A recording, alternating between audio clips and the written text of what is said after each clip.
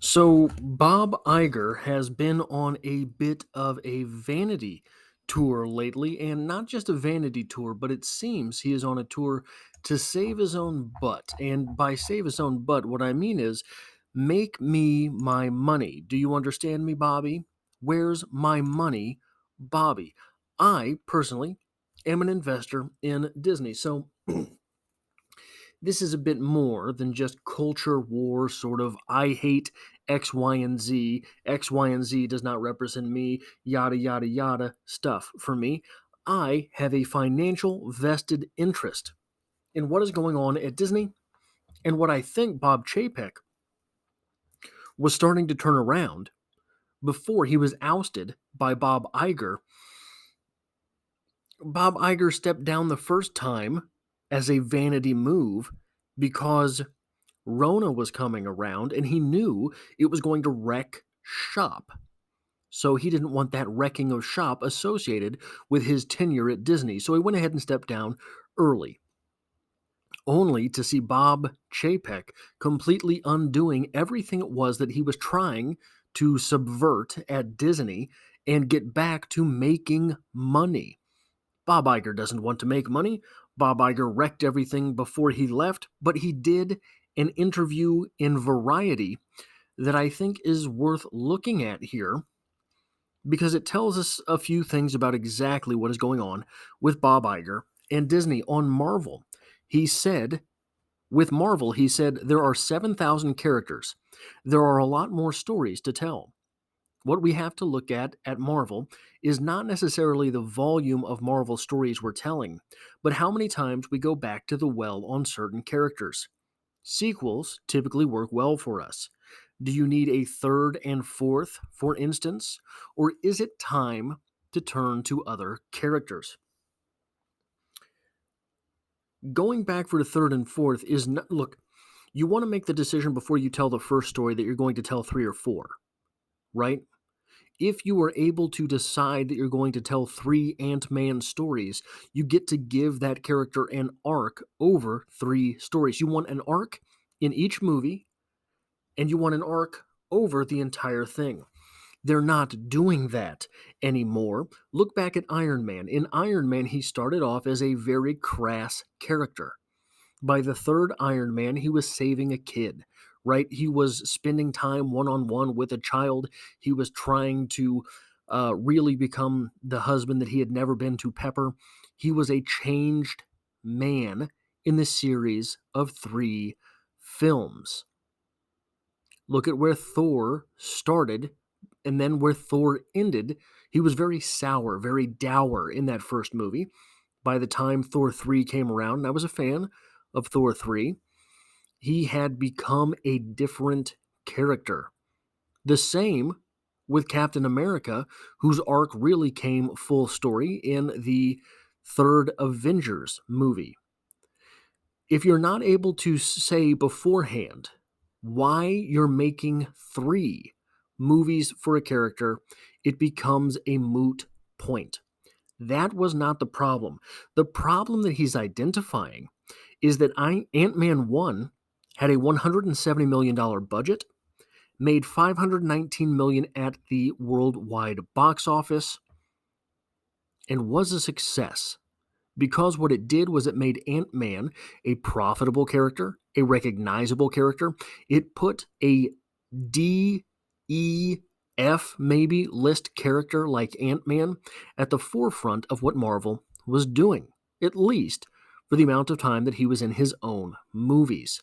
That becomes extremely profitable on a pop culture type phenomenon if what you do with his movies is you make his franchise do its own thing. For example, what was Iron Man? Iron Man was about tech. What was Thor? Thor was about being powerful but being a fish out of water. What was Captain America?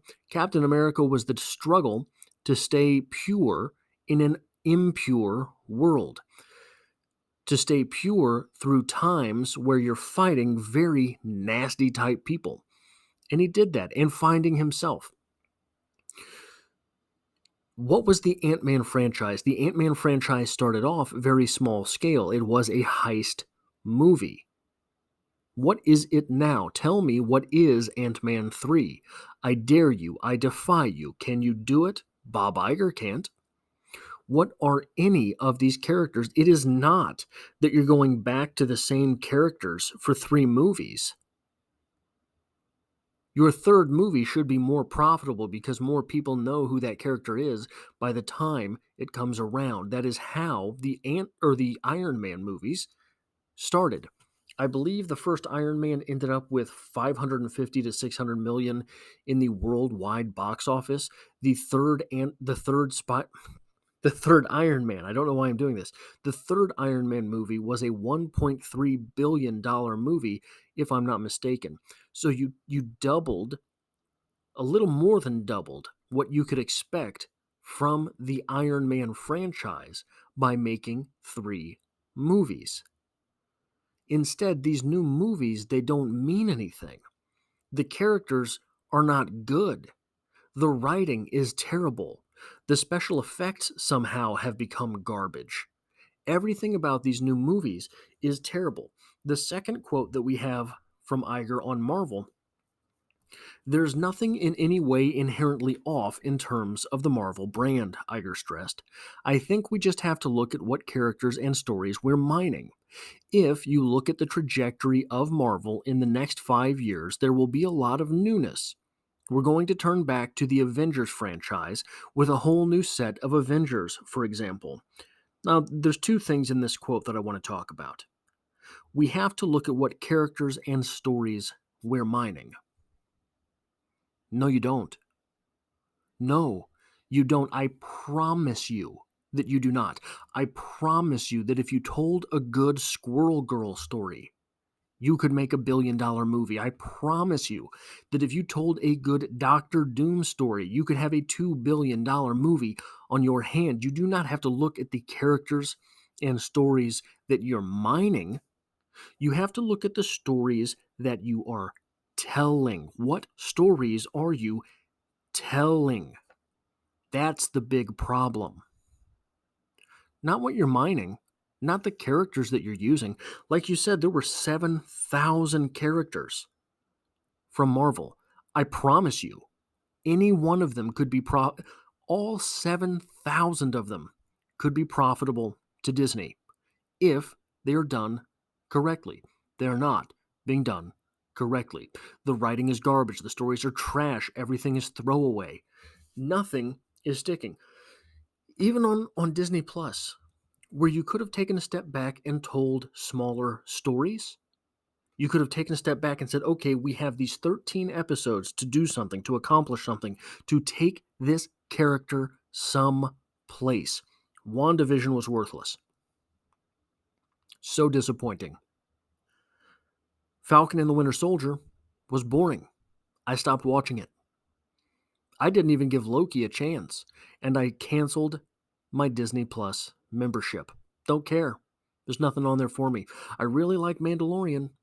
I'm considering getting it back for season 3. Kinda don't care. Kinda really don't care about it at this point. And then he has the gall to say, we're going to turn back to the Avengers franchise with a whole new set of Avengers, for example. Because it's the old characters that are the problem? No. No. Such a good job was done. And look, Iron Man 3 was what it was. There were good parts, there were bad parts. This was before Disney's Marvel, the MCU had completely fallen off. In fact, Iron Man 3, we're nearing a decade from when that came out, aren't we? Was that 2013, I believe? I believe 2013. So we're at a decade. We haven't had an Iron Man movie in a decade. Iron Man was not the problem. I promise you, if you put an Iron Man movie out today, a 4th Iron Man, it would be his 9th appearance in the MCU, you'd have a profitable movie. We have zero reason to like any of the new characters. Any of them. I don't even know who they would be at this point. I haven't watched a Marvel movie since the third Avengers. Haven't seen one. I am a die-hard Marvel guy. It's dead to me. I don't care. I couldn't care less about the franchise. I couldn't care less about what's going on in the movie theaters. I couldn't care less about Disney Plus at this point. I ended up seeing Black Widow. It was fine. It was okay. There was nothing game-changing about it. I don't know. I don't know if that movie ended up making money or losing on its budget, but I don't care. I have no reason even to root for it, even as a shareholder in Disney. I don't care. Then he goes on to say about Star Wars. As far as Star Wars, Iger said, disappointing. Box office returns in 2018 for Solo, one of two standalone films that integrated among three saga installments, gave us pause in terms of feature pipeline. Executives determined that maybe the cadence was too aggressive, he added. Disney is still developing Star Wars films, Iger continued, but we're going to make sure that when we make one, it's the right one. So we're being very careful there. This is pure idiocy. Look, I'm not a Star Wars guy, but let me tell you something about Star Wars guys. When I was a kid, I was new to the neighborhood. We moved into a different place, and I was the new kid on the block. And every week, there were 4 to 6 other guys, and I ended up being the fifth to seventh, that would all walk to Walmart. We would all make the trip to Walmart. And what were these guys doing every week? They were buying Star Wars toys. Every single one of them. I had no idea who these characters were. At this point, I think I had seen one of the movies. I didn't know who these characters were. They were so boring looking. And I said, who's that? Oh, it's Forlome. What is a Forlome? Oh, well, he's got all this story. I said, you saw that movie? No, it wasn't in the movies. We had a book, a bounty hunter book. We passed it around all the guys. Here's the thing I can tell you about Star Wars, guys. It's not that Star Wars fans want stuff. It's that if you have good stuff, if you have good Star Wars stuff, Star Wars fans hate the fact that they have money. They don't want to spend their money. They want to not have it. Instead, they want the Star Wars stuff. The Star Wars diehards are absolutely mad people. They are mad for Star Wars stuff. They don't just want the movies, they want the stuff. So, one of the things as a shareholder that has been very troubling lately is that Disney toys do not sell. That is a well-known fact among investors. Nobody buys Disney stuff. Nobody buys Star Wars stuff. Somehow, nobody buys Marvel stuff. Like you said, Bob Iger, in this, there are 7,000 Marvel characters. How many of them are marketable? I promise you, if you do the right stuff, all of them. So trying to understand what was going on here. And this was way back when Toys R Us was still a real thing. Okay, this is way back when. It was known back then. Marvel stuff didn't sell. So I made the trek out to Toys R Us to see what's going on here. As an investor, I'm curious. Is it bad placement in the stores? Is it low quality? Is it nobody's actually buying toys anymore? What is it? So I stepped into the Toys R Us. Absolutely popping. There were people everywhere, all the aisles, boom, boom, boom, full of people.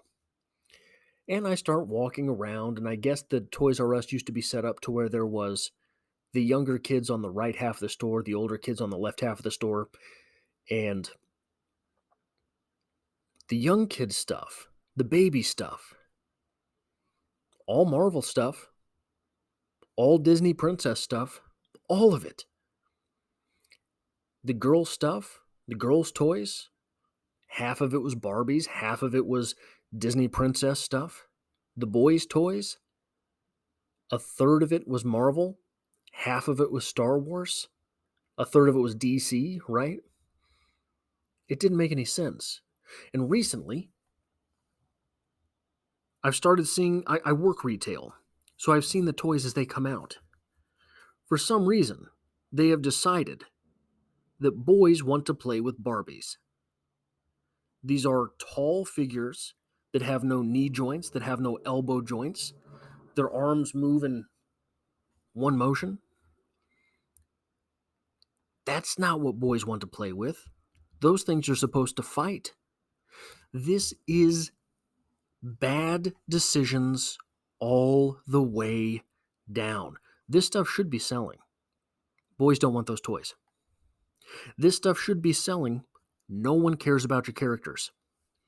This stuff should be selling, but somehow you made Star Wars fans not want to spend their money. Somehow. I have no idea. I'm telling you, the types of characters that these kids would be, when I moved to this new neighborhood, that kids would be buying, the types of characters, 2-3 seconds of screen time, didn't matter. There was one guy, Dangar or something. He was just a fat white guy with a pillowcase over his head. Who is that? What does that guy do? No one knew. No one really remembered him from the movies. Every single one of them bought that toy. That is the power of a brand like Star Wars. Somehow Disney has found a way to absolutely crush that. And here's the thing. When the episode 1, episode 2, episode 3 movies came out, panned, right? Nobody liked them. Star Wars fans hated them. And then by the time episode 2 came out, they were figuring out how to like episode 1 so that they could see episode 2. And by the time episode 3 came out, they were figuring out how to like episode 1 and episode 2 so they could see episode 3. By now, episodes 1, 2, and 3 are absolutely loved. I don't know how that happened. I didn't like any of them. Not really. I liked Darth Maul. That was it as a kid, right? Now, Star Wars fans love them. They are absolutely canon. Star Wars fans cannot wait to dream up the next plot line by which the new saga can be taken off the books. They can't wait for it. Somehow you've managed to tell stories that are so awful. They make episodes 1, 2, and 3 look like Shakespeare. And here's the thing. Episodes 1, 2, and 3, there were absolutely characters in there that were profitable. There were absolutely characters in there that were interesting. I guarantee you right now, if you walked down the street and found 10 random Star Wars fans and you said, hey, I've got this idea. I'm going to make a 3-part movie. I'm going to give a 13-episode Disney Plus movie, 13 episodes series on Disney Plus about Darth Maul. Will you watch it? 100%. The answer is going to be yes. 100%. There are probably 20 characters in the episode 1, 2, and 3 series. Probably 20 characters. The Liam Neeson character, the Darth Maul character, probably 20. I guarantee you, I'm just doing this off the top of my head, if I took a second, I could identify 20 characters that people would watch an entire 13-part series of if they thought it was going to be good. They'd give it a chance. I defy you to name 3 characters from the Rey saga that anyone would watch a 3-part series about. Now, The Mandalorian. There's probably 20 characters in that already that people would watch an entire 13-part series about. That's the type of fan that Star Wars fans are. So, Iger continues in this little vanity piece. on Disney in general.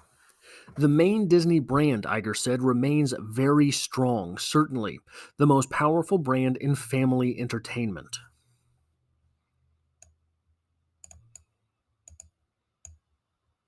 Really? Family? 100 years after it was created. The forthcoming live-action version of The Little Mermaid, he said, attests to the potency of Disney. I think when you see that, it will remind you just how strong the brand is, he said. What brand? What's the brand? The brand isn't good storytelling. I don't think the brand is family stuff anymore. I really don't. And it's not for the reasons that it could have been lost. Adult storytelling. It's not for that. No, it's that you can't turn on Disney and just have it babysit your kid anymore. You can't do that. It's garbage. It is pure garbage. And somehow, let's see, it's 2023. Somehow, in 8 years, you've taken what was the strongest brand in entertainment and created the rubble, the cultural rubble that surrounds this. What has happened? It's just garbage. Look, that's all I have for this video. Bob Iger, where's my money, Bobby? Where's my money?